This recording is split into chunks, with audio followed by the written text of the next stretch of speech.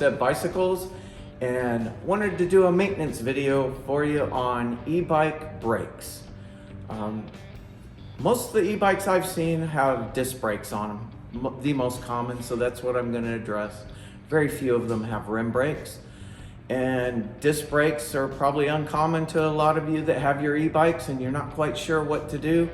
So I'm not going to do a deep dive, but I'm going to go over some of the basics you could do at home to help maintain your disc brakes. So starting off, there's usually two types of disc brakes.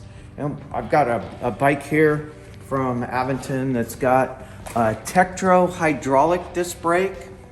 You can see mounted to the front of the bike, you've got what's called the rotor or the disc, but we call them the rotor, and you have the caliper. Those are the two things mostly we're going to be dealing with today. Most common thing I hear from my customers is the brakes are making noise. If you get oils or dirt or stuff on this rotor in here, it can cause the brake to squeak, make noise. So occasionally cleaning this system, very important. There's a couple of different cleaners you can use.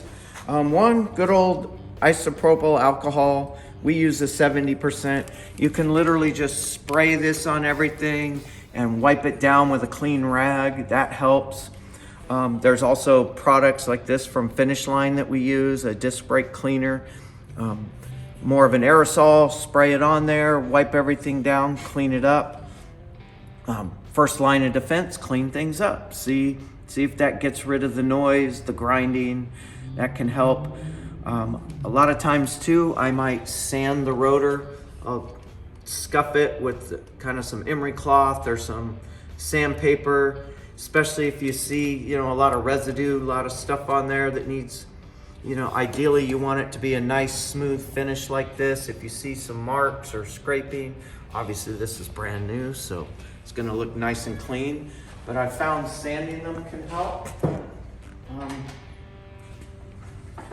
Brake pads for these things come in all kinds of different shapes and sizes. Ideally, the pad when it's new is gonna look like that. Over time though, as you can see here, much dirtier, grimy. Same thing, I'll show you real quick how to remove some of these. But in this instance, you might, again, sand it to where it gets a nice color like that, gets rid of kind of all these little imperfections in it. For removing the pads, a couple different ways. They come out, grab here. Some of them are held in with a cotter pin. Here's one where the cotter pin's in there. Basic cotter pin like that. You bend the tab over, pull it out, and then the pads will slide out the bottom. Pretty simple. Just pull right out. Some of them will have, rather than a cotter pin, you'll have an Allen screw pin that threads in. But same thing, you pull that pin out, the pads then pull out from the bottom. Another thing is for inspecting your pads for wear. Again, back over here to the bike, sometimes hard to see from here, you can't see, but if I spin this around, then you can visually see the pads. I don't know if we can get the camera in here.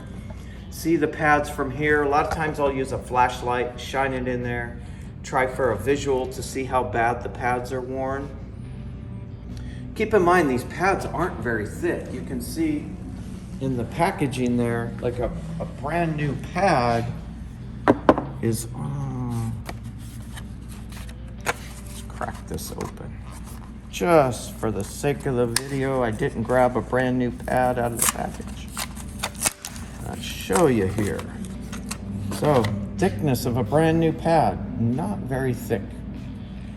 So even a worn one, you can see though, hopefully in the video there, you'll be able to see the difference. This one considerably more worn than that, but not completely worn out. A lot of times the customer comes in with the noise issue and they've worn the pads all the way to the metal. In that instance, most of the time if I sand the rotor, we're okay. It usually doesn't ruin it like it might on your car and really put big gouges in it. So again, you can shine a light down in there and basically you're looking at the at the pads to see how close to this exterior metal pad you are. That's the basics. Again, clean, inspect for wear, inspect for if they've been contaminated. A lot of times, if you spray this with alcohol, sand it, and it, as you let it dry, it turns black again, might be a good idea to replace the pads. A lot of times if they get oils or cleaners or things on them, you can't get that out of there. It absorbs into the pad. Time to replace. Most of these pads, you're talking anywhere from $10 to $20 a pair, not excessively expensive. So we try not to have to replace the pads if possible. Again, trying to keep costs down for the customer, but sometimes there's nothing you can do. No matter what you do, sanding and cleaning, it's time for new pads. Not going to go into the full-blown adjustment here, just the fact that keep them clean, keep your chain lubes and other cleaners away from the disc as much as possible. A little cleaning with alcohol or a finish line cleaner, maybe sanding a little bit, and have you up and going again. Thanks for watching.